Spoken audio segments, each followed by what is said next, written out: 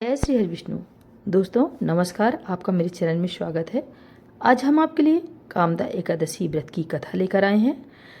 इस बार कामदा एकादशी व्रत 19 अप्रैल 2024 शुक्रवार को मनाया जाएगा। साल भर में 24/11 यानी एकादशी होती हैं तथा अधिक मास पुरुषोत्तम मास अथवा लोंद मास में 2 मिलाकर 26 एकादशी होती हैं। प्रत्येक माह में 2 एकादशी आती हैं, एक कृष्ण पक्ष एक शुक्ल पक्ष की। चैत्र शुक्ल एकादशी को कामदा एकादशी के नाम से संबोधित किया जाता है। जिस प्रकार अग्नि अपने तेज से सभी प्रकार की वस्तुओं को जलाकर नष्ट कर देती है, उसी प्रकार कामदा एकादशी भी तेज युक्त होती है। इस व्रत के प्रभाव से व्रती के सब प्रकार के जाने अनजाने भयंकरतम पाप नष्ट हो जाते हैं तथा पुत्र पुत्रौदी प्रदायनी सभी प्रकार के मनोरथ पूर्ण करने वाली होती है। इस दिन भगवान त्रिलोकीनाथ की पूजा मानसिक तौर पर करनी चाहिए, हवन करना चाहिए तथा 2 लवंग यानी लौंग का सागार लेना चाहिए।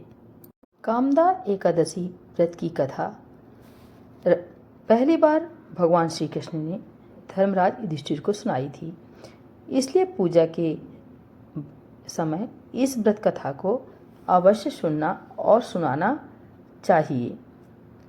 पौराणिक कथा के अनुसार भोगीपुर नाम एक नगर था, जहाँ के राजा पुंडरीक हैं। इस नगर में अप्सरा, किन्नर और गंधर्व रहते थे। इसके अलावा नगर में अत्यंत प्रभावशाली स्त्री ललिता और पुरुष ललित रहा करते थे। दोनों के बीच बड़ा प्रेम था और वह दोनों एक दूसरे से चाह कर भी अलग नहीं रह पाते थे। एक दिन ललित राजा पुंडरीक के दरबार में गंधर्वों के साथ गान करने पहुंचा और गाते गाते उन्हें ललिता की याद आ गई, जिसकी वजह से उसका सुर बिगड़ गया। सुर बिगड़ते ही राजा पुंडरीक क्रोधित हो गए और उन्होंने गुस्से में आकर ललित को राक्षस बनने का श्राप दे दिया। राजा के श्राप देते ही ललित तुरंत विशालकाय राक्षस के रूप में परिवर्तित हो गया। ललित का राक्षस रूपी शरीर 8 योजन का हो गया। जब उसकी पत्नी ललिता को इस बात के बारे में पता चला तो वह बहुत दुखी हुई और इस समस्या का हल ढूंढने की कोशिश करने लगी। ललिता भी अपने पति ललित के पीछे पीछे विंध्याचल पर्वत पर जा पहुंची, जहां उसे श्रृंगी ऋषि मिले। ललिता ने ऋषि को अपना दुख बताया और उसका उपाय देने का आग्रह किया।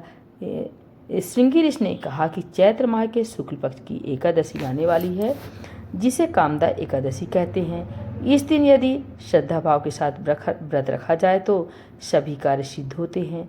यदि तुम यह व्रत रख लो तो तुम्हारा पति राक्षस योनि से मुक्त हो जाएगा। ऋषि श्रृंगी की बात सुनकर ललिता व्रत के लिए तैयार हो गई और एकादशी आने पर उसने विधि विधान से व्रत किया।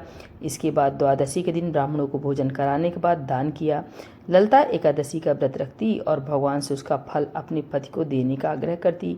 ललिता प्रार्थना करती कि हे प्रभु, मैंने जो व्रत किया है इसका फल मेरे पति को प्राप्त हो जाए और वह राक्षस योनि से मुक्त हो जाए। ललिता के व्रत के प्रभाव से भगवान विष्णु प्रसन्न हुए और उसके पति को एकादशी व्रत का फल दिया, जिसके बाद वह राक्षस योनि से मुक्त होकर अपने पुराने स्वरूप में आ गया। इसके बाद दोनों विमान में बैठकर स्वर्गलोक में चले गए। कहते हैं कि कामदा एकादशी का व्रत रखने वाले जातक के सभी कष्ट मिट जाते हैं और इस व्रत कथा को पढ़ने व सुनने वाले का पुण्य फल प्राप्त होता है। तो प्रेम से बोलिए श्री भगवान विष्णु की जय, श्री लक्ष्मी नारायण की जय, एकादशी माता की जय।